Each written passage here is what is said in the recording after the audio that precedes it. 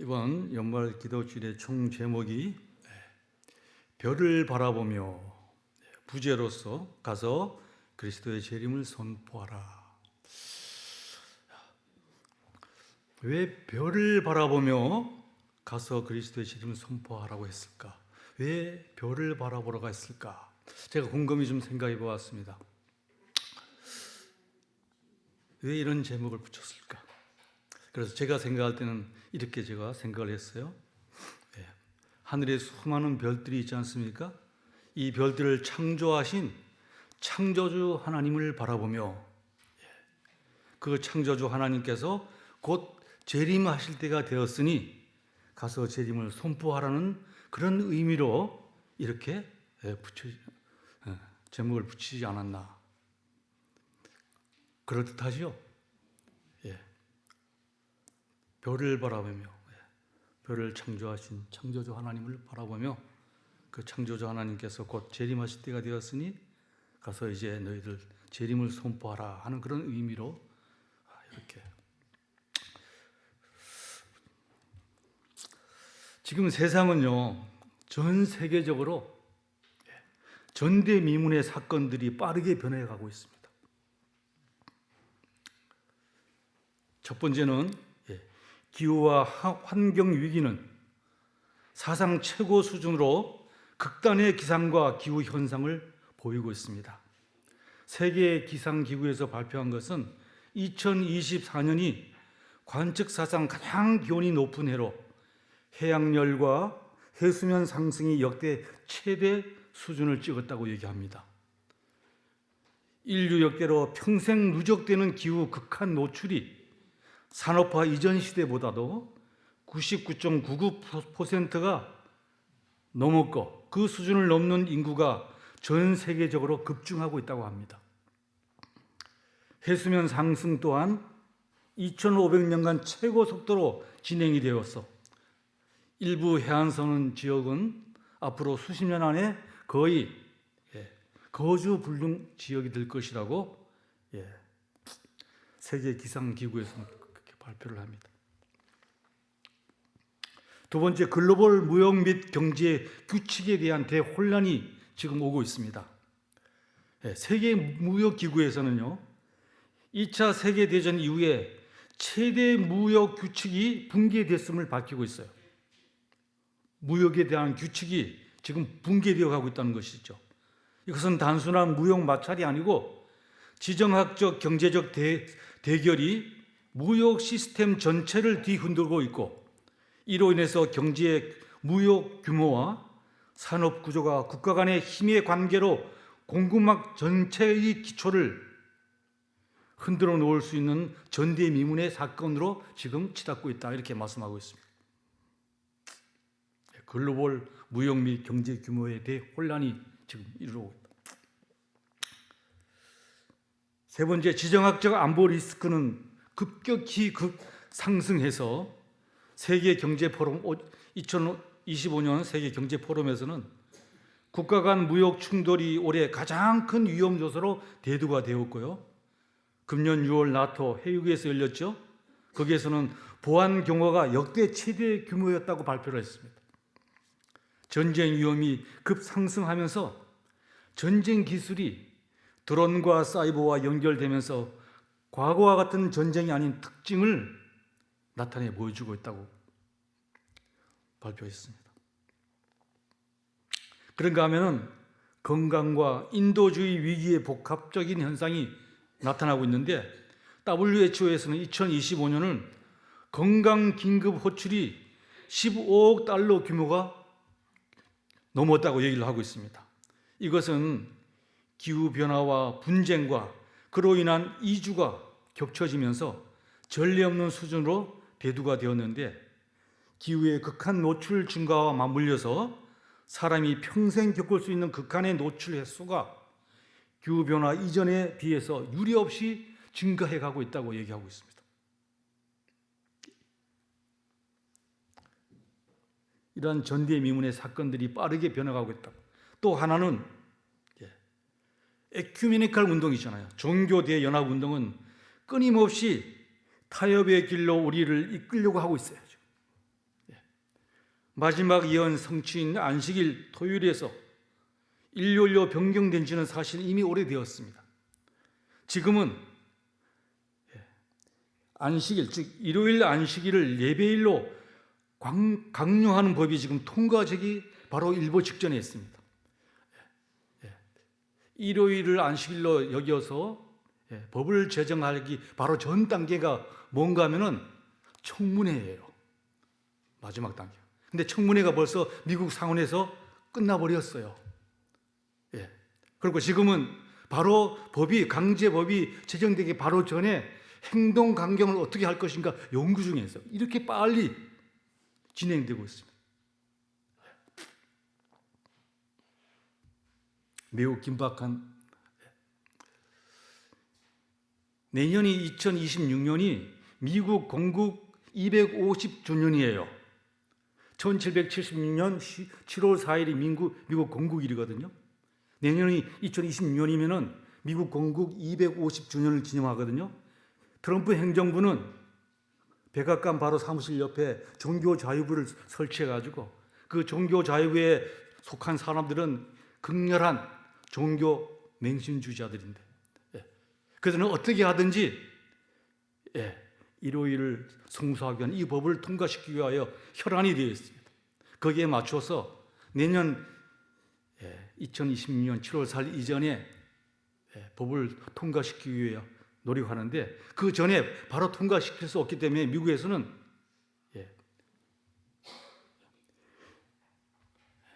아메리카 프레이즈라 해가지고요, 미국 기도 운동을 펼칩니다. 그래서 지금 현재 미국에 있는 모든 70개 교단과 큰 대형 교회에서 미국 기도 운동에 다 참여하게 서약을 받았어요. 그래서 그러면은 미국이 하나의 기도 날을 정해갖고 기도하기로 이런 운동을 벌이게 되면 어느 나라에 기도를 하는 것이 좋겠어요? 결국은 그들이 택한 한 날이 있겠죠. 그렇죠? 그것이 아마 일요일이 될 겁니다. 그래서 점차적으로 모든 종교 단체들이 그날에 이게 법제화한 거예요. 그러면은 여기에 동조하지 않은 그런 사람들은 법은 한번 통과되면은 거슬 수 없죠. 이런 일들이 지금 굉장히 긴박하게 지금 돌아가고 있습니다. 이렇게 빠르게 변하고 있는 이 세상을 우리가 좀 두려운 마음으로 바라보면서, 그리고 세상 어디에서나 속이 발생하는 획기적인 이러한 사건들은 사실 그 해결책이 사실 인간에게는 없습니다. 그것을 우리가 인지하게 됩니다. 우리는 알고 있습니다. 그 해결책이 우리의 삶을 뒤바꿔 놓을 가장 놀라운 사건인 예수 그리스도의 재림을 가리키고 있다는 사실들을 우리는 알고 있죠. 그래서 재림은 수천 년을 걸친 신자들의 최고의 소망이 아니겠습니까?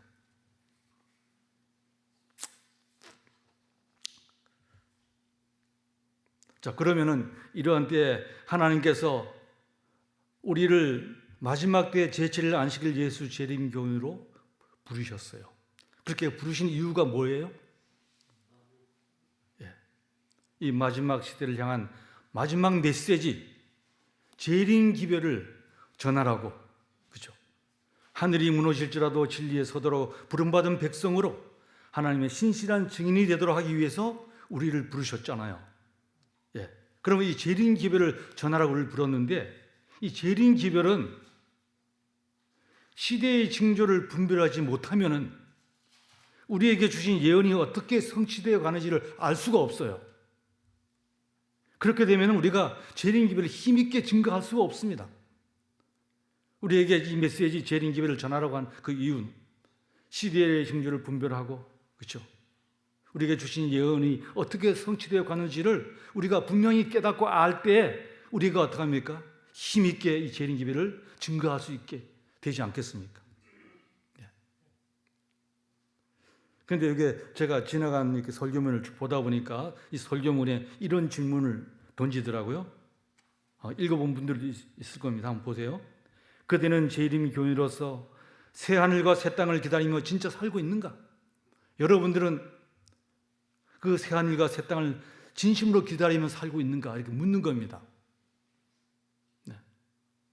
두 번째 질문은 주님의 성경적인 진리와 계시록 14장의 세 천사의 기별에 담긴 하나님의 위대한 선포 위에 굳게 서 있는가?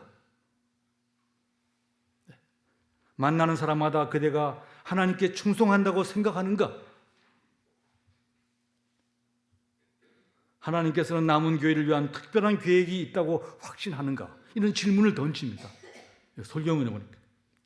이러한 질문에 솔직하게 우리가 어떻게 대답을 할 수 있어요? 이런 질문에 대해서 우리가 긍정적으로 예라고 대답할 수 없다면 무엇이 문제입니까?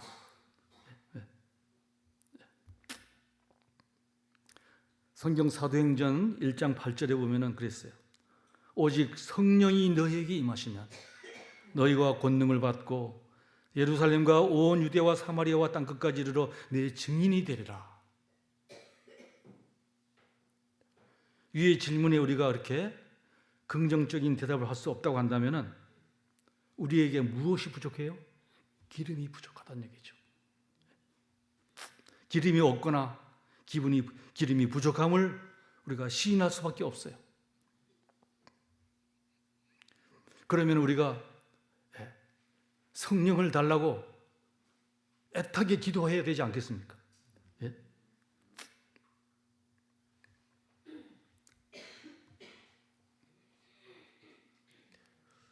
지나간 일요일에 기도 설교문에 보니까 아주 재미난 예화가 하나 있는데, 미국 캘리포니아주 샌디에고의 어느 한 교회 안에 예수 동상이 세워져 있는데 어떤 사람이 예수 동상에 팔을 부러뜨렸어요. 그러자 그 교회에 어떤 직원이 나와서 부러진 팔 위에다가 큰 종이로 뭐라고 써붙였는가 하면은 내겐 너의 손밖에 없단다. 그래서 크게 그 부러진 팔 그 부위에다가 종이로 크게, 그래서 지나가는 사람과 모든 차들이 그것을 다 바라보게끔 내겐 너의 손밖에 없단다. 이 뭔 뜻이에요? 예수님께서는 승천하시면서 제자들을 향해서 가서 모든 민족을 제자로 삼아 아버지와 아들과 성령의 이름으로 침례를 주고 너희에게 명한 모든 것을 가르치라고요. 예수께서 이제 제자들의 손밖에 없어요. 예수님께서는 잃어버린 세상을 구원의 복음으로 변화시킬 사명을 그분께서는 승천하시면서 누구에게 맡기셨어요? 제자들에게 맡기셨습니다. 내겐 너희 손밖에 없다. 예수님께서는 오늘도 자신의 교회를 향해 말씀하고 있습니다. 내겐 너희 손밖에 없다고요. 그런데 우리는 너무나 쉽게 잊어버립니다.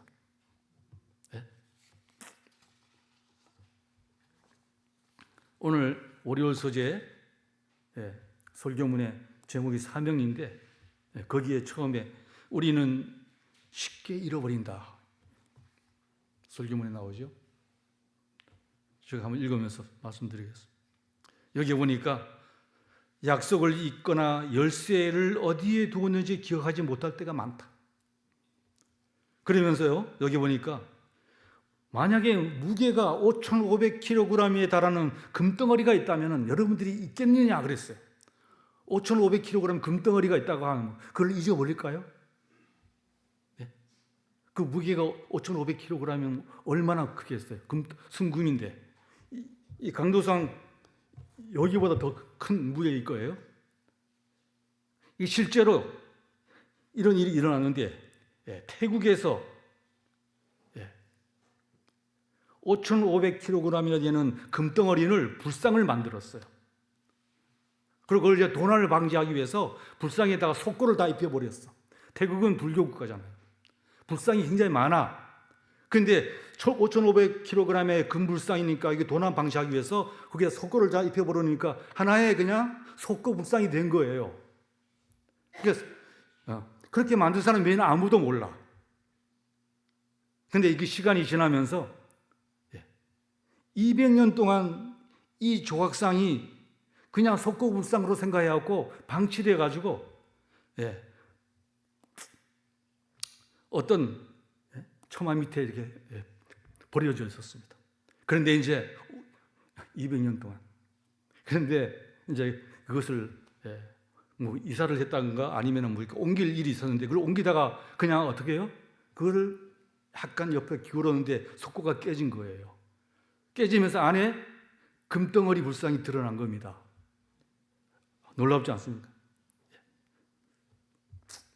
그래서 그 드러난 5,500kg나 되는 금불상이 마침내 드러나서 지금은 방콕 중심부 차오프라가 강 근처에 있는 화려한 사원에 전시되어 있답니다. 2억 5천만 달러. 오늘 시가로 하면 3억 3천만 달러나 가던데요. 3억 3천만 달러면은 지금 우리나라 돈으로 계산하면 지금 1달러가 1,500원이 넘었잖아요. 1,500원으로 계산하면 3억 3천만 달러면 얼마인지 아세요? 제가 계산해 봤더니까 1,144억 2,500만 원. 1,000억이 넘어. 이런 금불상이 잊혀져서. 자, 그런데 여기 오늘 설교문에 보니까 그런데 이보다 훨씬 더 중요한 것을 잊을 수 있다. 그러면서 여기에 사도행적은 다음과 같은 진술로 시작한다. 교회는 사람을 구원하기 위하여 하나님께서 세우신 기관이다. 교회는 봉사를 위하여 조직됐고 사명은 온 세상에 복음을 전하는 것이다. 이 교회의 사명인데 이 교회가 그 존재의 이유를 잊는다면은 그것은 비극이다 이렇게 말하고 있습니다. 자, 그런데 그런 일이 실제로 일어났잖아요. 아주 오랜 기간 동안에 교회는 그 존재 가치를 잃어버린 비극 속에 살아왔어요. 그러다가 이런 비극적인 사실을 깨달은 한 무리가 있었습니다. 윌리엄 밀러를 중심으로 한 무리들이 성경의 예언을 연구하면서 그들이 눈이 번쩍 띄었어요. 다니엘 8장 14절 연구하다가 예언을 연구하면서 2300주야까지는 그때 성소가 정결하게 함을 입으리라. 아, 교회가 예수 그리스도의 재림을 맞이할 때가 벌써 다 됐는데 우리가 졸고 있었구나. 그래서 그들이 어떻게 했습니까? 재림 운동을 벌이지 않습니까? 그래서 모든 것을 다 내놓고 재림 운동을 벌이는데 성공했습니까? 실망했습니까? 자, 그것이 요한계시록 10장에 대실망이라고 하는 장에 나옵니다. 다시 예언할 때 제가 읽어볼게요. 요한계시록 10장은 흔히 대실망이라고 일컫는 사건에 대해 언급한다. 1844년 침례교 목사이자 재림신앙인 윌리엄 밀러를 따르던 이들은 예수의 재림을 간절히 기다렸다. 이들의 경험은 처음에는 꿀처럼 달달했지만 곧 쓰리게 되었다. 그러나 하나님은 실망함이 이 무리에게 매우 분명한 지침을 주었다. 내가 많은 백성과 나라와 방언과 임금에게 다시 예언하여 하리라. 계시록 10장에 보면은 그들의 이 재림 운동이 실망할 것을 계시록 10장에는 이렇게 표현하고 있습니다. 내가 많은 백성과 나라와 방언과 임금에게 다시 예언하여 하리라. 그들이 예언서를 연구해서 재림 운동을 벌였는데 그거 아니야. 다시 예언해야 할 것이야. 너희들이 예언 그 운동은 실망할 것이라는 것을 여기에 계시록 10장 11절에 얘기해 주는 것입니다. 자, 그래서 윌리엄 밀러와 그 운동가들은 이 재림 운동 당시에 첫째와 둘째 천사의 기별을 깨닫고 재림 운동에 참여했어요. 그들이 연구를 했잖아요. 첫째 천사가 뭐예요? 심판할 시간이 이르렀으니 하늘과 땅과 바다와 물들의 근원을 만드신 이를 경배하라. 아, 재림이 때. 그 첫째 천사 기별이거든요. 그러니까 혼탁되어 있는 오염되어 있는 그런 교회에서 나와서 진리교회 안에 머물러서 이 재림 교회를 받아들여 바벨론에서 나오라 그랬거든요. 그래서 그들이 나와서 재림 운동을 벌였잖아요. 그것이 둘째 천사거든요. 그래서 이 재림 운동을 한 이 사람들은 첫째와 둘째 천사의 기별을 깨닫고 재림 운동에 참여했지만 그들이 대실망을 당한 후에 셋째 천사의 기별을 새롭게 이해하고 다시 예언하여 하리라고 하는 약속을 성취하는 한 백성이 나타날 것을 이 성경은 예언하고 있는 것이죠. 그래서 셋째 천사의 기별을 가진 백성들이 다시 예언하기 시작하는 그 때가 언제예요?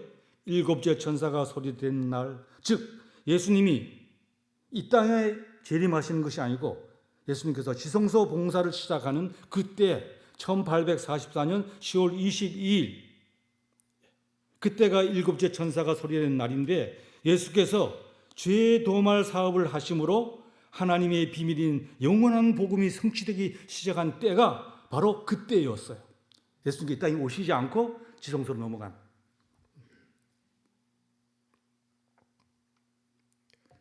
즉 영원한 복음인 셋째 천사의 기별이 선포되고 이루어지는 지기 시작한 그때를 말한 것이죠. 그래서 우리가 초기 문제 우리가 읽었잖아요.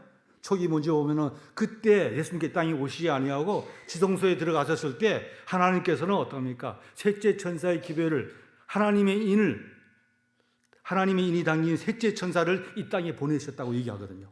그때 비로소 셋째 천사의 기별이 이 땅에 증거되기 시작하잖아요. 그래서 그 기별을 깨달은 하나님의 백성들은 어떻게 했습니까? 스스로 회개하며 정결케 하는 경험을 그들이 가집니다. 그러면서 이 기별을 어떻게 합니까? 그들이 증거하기 시작해요. 그래서 이 기별을 통해서 우리 교회가 탄생하지 않습니까? 제7일 안식일 예수님. 그래서 1844년 10월 20일 예수님께서 지성소 봉사를 통해서 중부가 재도말이 시작되는 그 시점을 계기로 해서 셋째 천사의 기별이 이 땅에 증거되면서 이 기별을 깨달은 사람들은 회개하고 스스로 정결케 했다고 말씀하셨어요. 이 경험이 지금도 계속되고 있습니까? 지금도 계속되고 있고 언약을 계승한 영원한 복음을 가진 백성으로 지금 우리가 서 있잖아요. 그 기별의 연장선에서. 그래서 우리가 다시 예언하여야 하리라고 하는 그 성경절에 부응해서 생긴 교회 일원으로서 우리가 서 있는 겁니다. 그러니까 우리가 지금은 회개하고 정결케 하여서 이 경험을 통해서 우리가 어떻게 하면 다시 세상의 복음을 증거하는 참 재림 운동을 벌여야 한다고 하는 사실들을 얘기해 주는 것이죠. 그래서 여기에 교회 기도를 보면은 내가 많은 백성과 나라와 방언과 임금에게 다시 예언하여 하리라. 그러나 이 실망 이후에도 믿음으로 전진한 이들은 세상의 복음을 전하라는 명령을 하나님께 계속 받아오고 있다 그랬어요. 받았다 그랬어요. 계속 읽겠습니다. 자신들의 기대와 달리 예수께서 재림하시지 않자 민료주의자들의 의기소침해진 이후에도 교회의 사명에는 아무런 변화가 없었다. 오히려 교회에 주어진 사명은 더욱 또렷해졌다 그랬어요. 그래서 그 이후에 요한계시록 10장 이후에 더 분명하게 세 천사의 기별에 대해 기록되어 있는데 그 기별은 마지막 시대에 온 세상에 전파되어야 할 메시지를 담고 있다 그랬어요. 그것이 그 메시지를 증거하는 것이 교회의 사명이죠. 그러면서 이게 설교문에는 세 천사의 기별을 쭉 이제 설명합니다. 첫째 천사 또 보니 다른 천사가 공중에 날아가는데 땅에 거주하는 자들 모든 민족과 종족과 방언과 백성에게 전할 영원한 복음을 가졌더라. 그가 큰 음성으로 이르되 하나님을 두려워하며 그에게 영광을 돌리라. 이는 그의 심판하실 시간이 이르렀음이니 하늘과 땅과 바다와 물들에 그를 만드시를 경배하라 하더라. 첫째 천사이죠. 두 번째 천사는 혼란에 빠져 있는 이 바벨론의 오염된 교회에서 나오라는 얘기죠. 바빌론에 대해 그리고 거기서 조장하는 영적 혼란에 대해 경고하면서 무너진 바빌론이 독한 포도주로 세상을 혼란케 했다고 하면서 거기서 빠져나오라는 얘기죠. 세 번째 천사는 셋째 천사의 기별은 타협 없는 경고로 마지막 시대 큰 배도에 얽매인 자들을 구원할 수 없다고 전한다. 마지막 시대 큰 배도에 얽매인 자들은 구원받을 수 없다고 말한다. 마지막 시대 큰 배도에 얽매인 자들이 누구예요? 결국은 셋째 천사의 기별이 짐승의 우상에 경배하고 짐승의 표를 받는 자들에게는 구원이 없다고 얘기하시는 것이 셋째 천사의 기별 아닙니까? 그러니까 마지막에 큰 배도에 얽매이지 말고 짐승의 우상에 경배하지 말고 그 짐승의 표를 받지 말라고 얘기하는 것이죠. 그래서 여기에 보니까 이 셋째 천사의 기별의 마지막 결론 부분을 말씀해 주시면서 셋 천사의 기별 말미에서 예수께서 다시 오실 때 그분을 맞이할 준비가 된 자들에 대해 묘사하고 있는데, 셋째 천사의 기별로 만들어진 한 무리는 어떤 무리인가? 결론으로 여기 보니까 성도들의 인내가 여기 있나니 그들은 하나님의 계명과 예수에 대한 믿음을 지키는 자니라. 예. 자, 그러면은 하나님의 계명을 지킨다는 것이 뭐예요? 하나님의 계명을 지키고 예수에 대한 믿음을 지키는 자리라 그랬거든요. 셋째 천사의 기별을 통해서 형성된 마지막 이 무리들이 하나님의 계명과 예수의 믿음을 지키는 자라고 했는데, 하나님의 계명을 지킨다는 것은 무엇입니까? 하나님의 계명은 율법이지요, 그렇죠? 그러니까 하나님의 계명을 지킨다는 것은 율법을 지키는 것, 다시 말해서 우리의 생애가 율법과 조화되는 것을 의미해요. 우리가 하나님의 계명을 지킨다는 의미는 율법과 조화되는 것을 의미한다. 그래서 시대의 소망에 보면요, 굉장히 강한 말씀을 주셨어요. 뭔가 하면은 그들의 생애와 품성이 하나님의 율법과 조화되지 않는다면 그들은 하나님의 백성이 아니다. 굉장히 두려운 얘기를 하셨어요. 시대의 소망 107쪽에 보면은 그들의 생애와 품성이 하나님의 율법과 조화되지 않는다면 그들은 하나님의 백성이 아닌 것이다.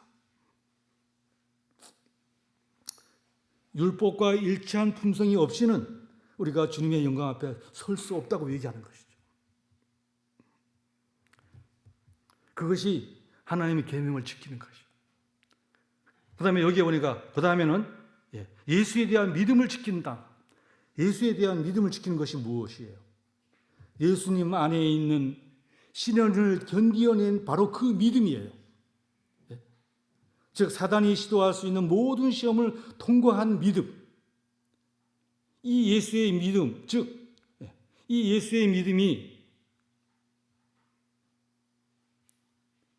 우리 안에 있을 때 그 예수의 믿음 때문에 우리는 죄를 온전히 승리하고 그분의 영광을 드러낼 수가 있다고 하는 것이죠.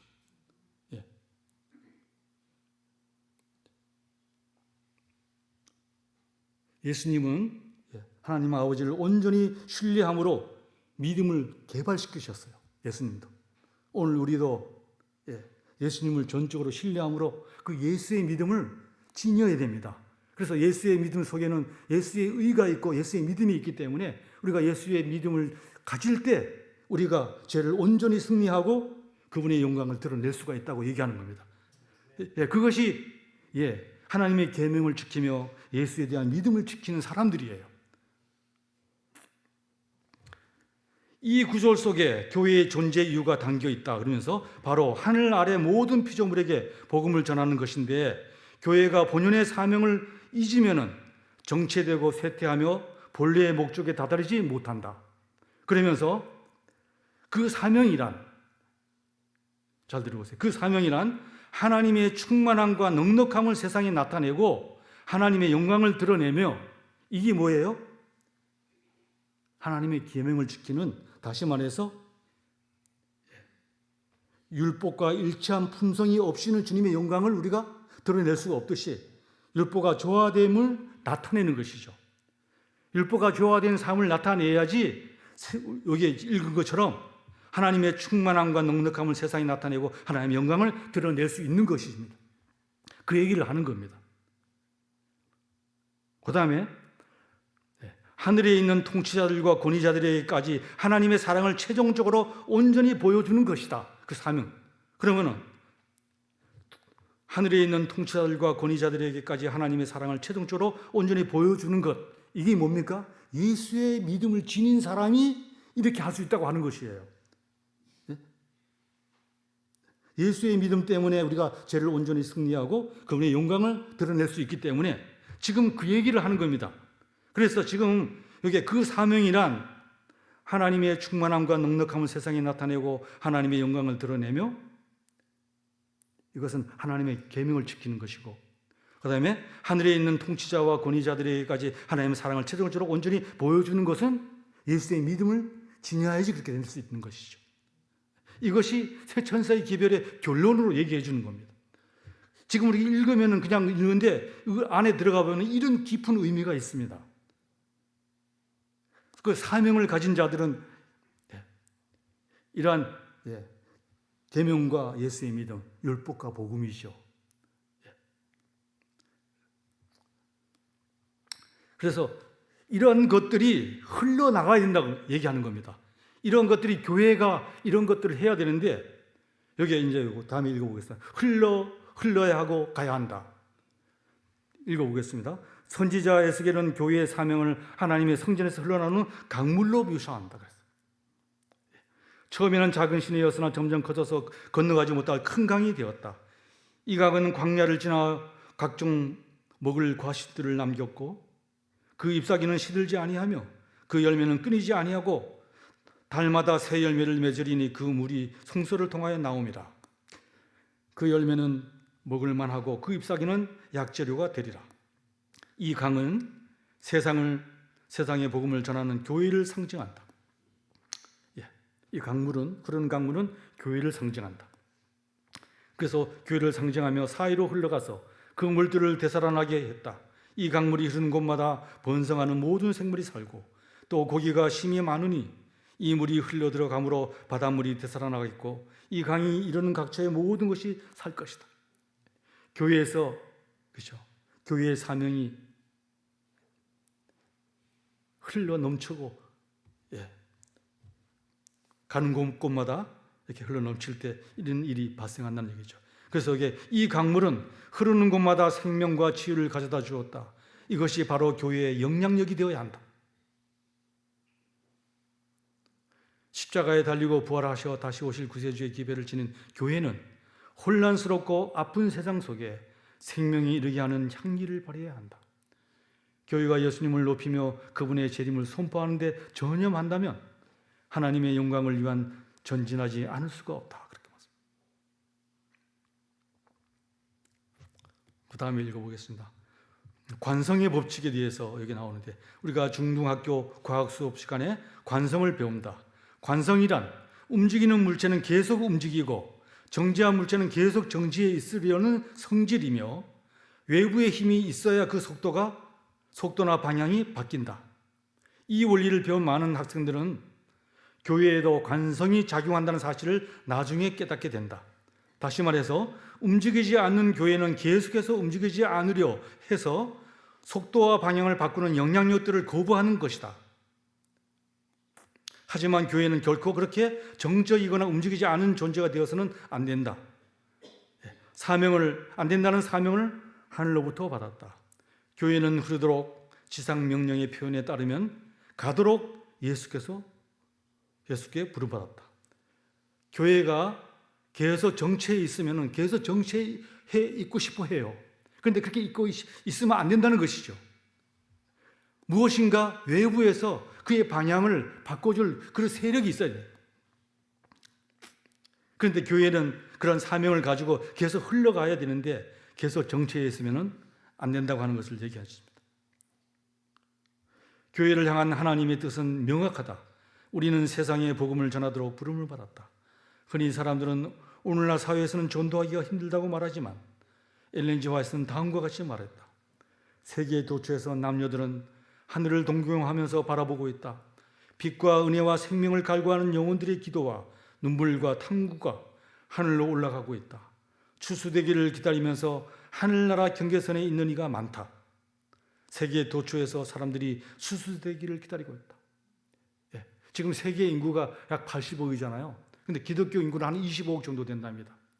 자, 그런데 여기에 세계 도처에서 사람들이 추수되기를 기다리고 있다. 그럼 이 추수되기를 기다리고 있는 무리가 하나님이 믿는 백성이에요? 아니면 하나님 믿지 않는 백성이에요? 예? 하나님이 믿지 않는 백성들이 추수가 뭔지 알아요? 예? 그들이 추수되기를 바라고 있겠어요? 모르는데. 세계 각처에 추수되기를 기다리고 있는 이 무리들은 제가 생각한 1차적으로는 그리스도인들이에요. 하나님의 백성 가운데서 진짜 추수되기를 바라고 기대하는 무리들이 많아요. 1차적으로는 하나님을 아는 백성들인 것 같아요. 2차적으로 하나님을 모르는 사람들에게 우리가 하나님을 소개하고 그들로 하여금 추수되기를 바라게 해야 되잖아요. 더 어려워요, 이 얘기는. 그러므로 지금은 믿지 않는 사람들이 구원 얻기가 더 힘들어요. 하나님의 성령의 역사가 그에게 특별히 임하지 않으면 그들이 구원 얻는 건 너무나 힘들어요. 그러나 포기하지 말아야 되겠죠. 하나님의 역사는, 그렇죠? 성령의 역사는. 그래서 우리가 1차적으로는 추수되기를 바라는 영혼은 제가 생각해서는 그리스도인들, 우리예요. 우리가 진정으로 우리 가운데서 추수되기를 바라는 분들이 있잖아요. 그렇죠? 못 느끼고 이렇게 그냥 신앙생활 하는 분도 있지만은 진정으로 내가 추수되기를 바라는 분들이 1차적으로 교회 안에 있어야 되고 2차적으로는 어떻습니까? 믿지 않는 분들이 하나님을 받아들이고 이 사실을 깨닫고 추수되기를 바라는 일을 하도록 우리가 또 도와야 되겠죠. 그래서 이게 마지막 읽어보겠습니다. 교회는 마치 강물처럼 자신의 경기에 넘어 지역 사이로 흘러가야 하며 생명과 건강을 전하면서 사람들을 길이요 진리요 생명이신 예수께로 인도해야 한다. 우리는 다시 예언하도록 새 천사의 기별을 세상에 전하도록 하나님이 부르셨다 그랬어요. 이 점을 결코 잊어서는 안 된다 그랬어요.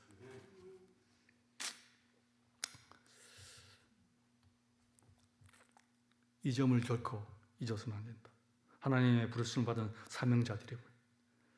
윌리엄 밀러 운동가들은요, 역사상 가장 진실하고 경건한 재림 준비였어요. 그들은. 그러나 결국 그들이 실망으로 끝났지만 그 바탕 위에 기별을 깨닫고 다시 예언하리라고 한 백성에 의해서 선포되는 새 천사의 기별은요, 진정한 주님을 맞이할, 그렇죠? 이제 곧 다시 있게 될 재림 운동으로 반드시 성공할 것입니다. 하나님께서 약속하셨어요.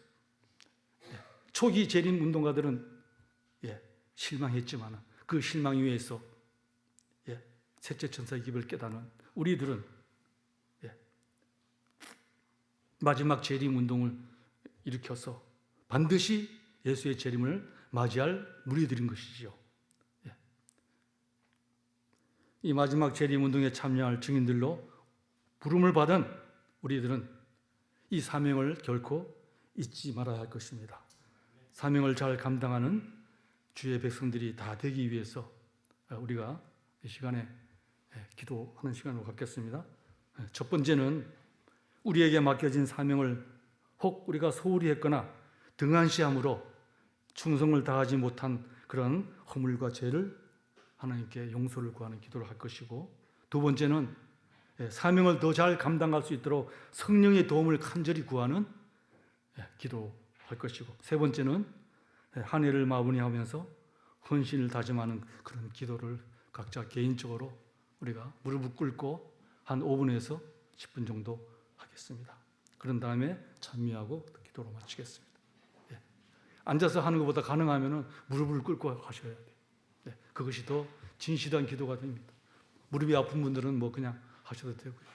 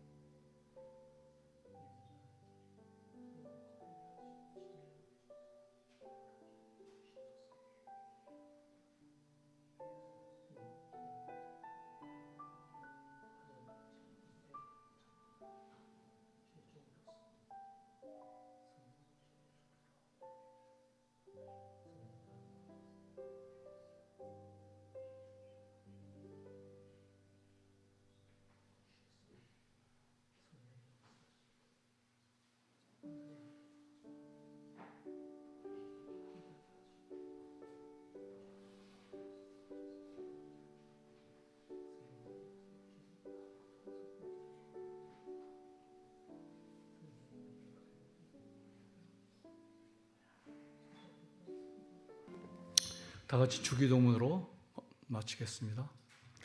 하늘에 계신 우리 아버지시여, 이름을 거룩히 여김을 받으시며 나라에 임하옵시며 뜻이 하늘에서 이루어진 것 같이 땅에서도 이루어지이다.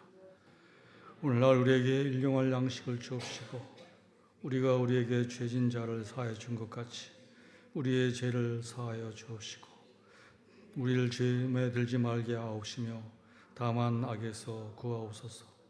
나라와 권세와 영광이 아버지께 영원히 있사옵나이다. 아멘.